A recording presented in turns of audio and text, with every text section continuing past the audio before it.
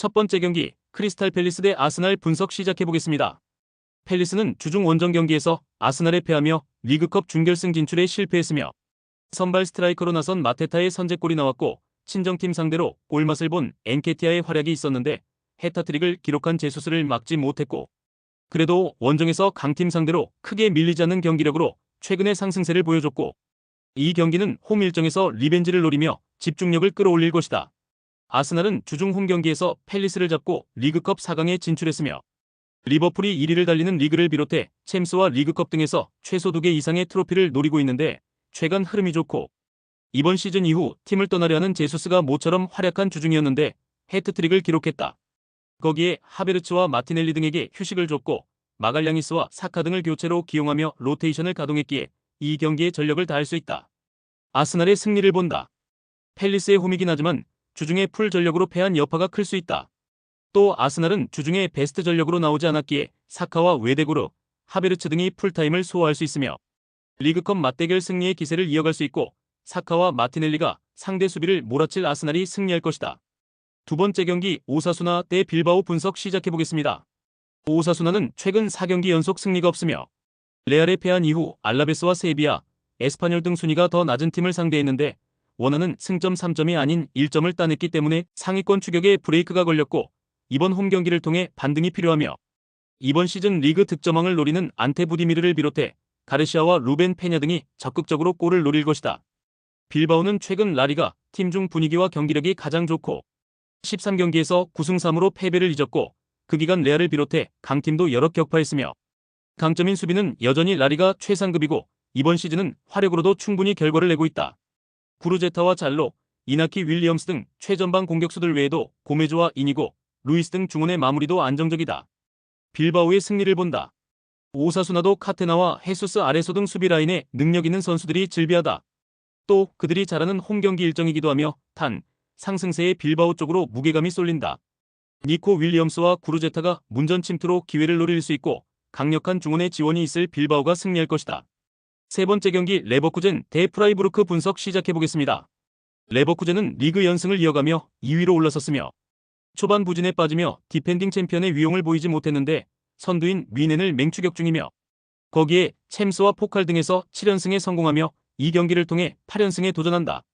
맨시티와 레알의 관심을 받는 비르츠와 재계약 협상이 잘 돼가며 곧 연장 계약 소식도 들릴 것으로 보이고 보니페이스의 부상 결장 여파도 크지 않다. 텔러와 쉬크 등이 스트라이커로 역할을 잘하고 있다. 프라이부르크는 도르트문트 원정에서 패하며 분위기가 추락할 수 있었지만 글라드바흐와 볼프스부르크 등 순위 경쟁팀들 상대로 연승하며 5위까지 치고 올라왔다. 그리포와 도안 등 시즌 초반 부진했던 이선 공격수들이 지난 시즌의 모습을 되찾았고 그레고리치의 문전한 마무리도 안정적이다. 레버쿠젠의 승리를 본다. 프라이부르크가 살아난 공격력으로 최근 선두권 팀들을 위협하고 있지만 레버쿠젠은 더 분위기가 좋은 팀이다.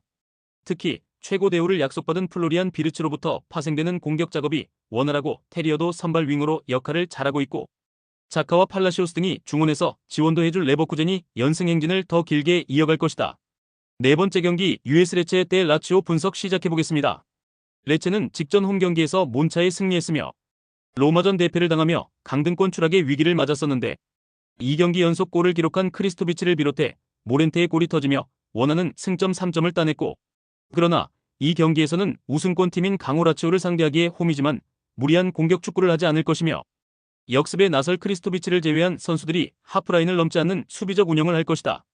라치오는 지난 라운드에서 인테르에 충격적인 패배를 당했으며 홈이었고 나폴리전 리턴 매치 연승으로 기세가 오른 상황이었는데 6골을 실점하고 말았고 6골로 팀 내 최다 득점자인 카스테야노스가 징계로 결장한 경기였고 디아도 컨디션 난조로 결장했기에 문전한 마무리가 아쉬웠다.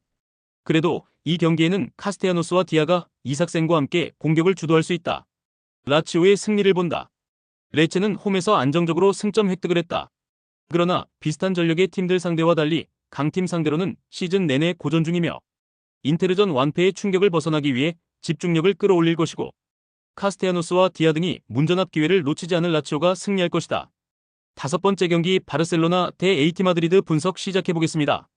바르샤는 직전 홈 경기에서 레가네스에 충격적인 패배를 당했으며 아틀레티코와 레알 등 마드리드 연고의 두 팀에 추격을 당하는 상황이었기에 하위권 팀 상대로 승점 3점이 필요했지만 1점도 따내지 못했고 그로 인해 한 경기를 덜 치룬 아틀레티코와 승점이 같아졌고 레알에도 1점 차로 추격당했으며 어느 때보다 이 경기가 중요한 이유다.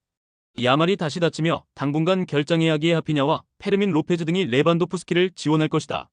아틀레티코는 헤타페를 잡고 연승을 이어가며 바르샤와 승점 차이를 없앴으며 레알에도 1점을 앞서 있고 바르샤보다 한 경기를 덜 소화했기에 우승 경쟁에서도 유리한 고지를 점할 기회를 잡았고 맨시티를 떠나 아틀레티코의 에이스 역할을 하는 알바레스가 절정의 골 감각을 자랑하고 있고 그리즈만과 리노, 쇠를로스 등도 위협적인 침투를 하고 있다. 접전을 본다. 바르샤가 홈에서 경기의 주도권을 잡으려 하겠지만 야말의 공백으로 인해 삼각편대의 한 축이 흔들릴 수 있다. 당장 레가네스전에서도 로페즈가 야말의 공백을 메우지 못했기에 히메네스와 요렌테, 랑글레 등이 나설 원정팀 수비를 넘기 어렵고 아틀레티코의 연승은 끝나겠지만 탄탄한 수비로 최근의 무패는 이어갈 것이다. 최종 조합은 영상 아래 고정 댓글로 말 걸어주시면 오늘 정보방에서 무료로 공유해드립니다. 제발 손해보면서 토토하지 말고 다같이 웃으면서 즐겁게 베팅합시다. 함께 하실 분들은 부담 갖지 마시고 편하게 말 걸어주세요.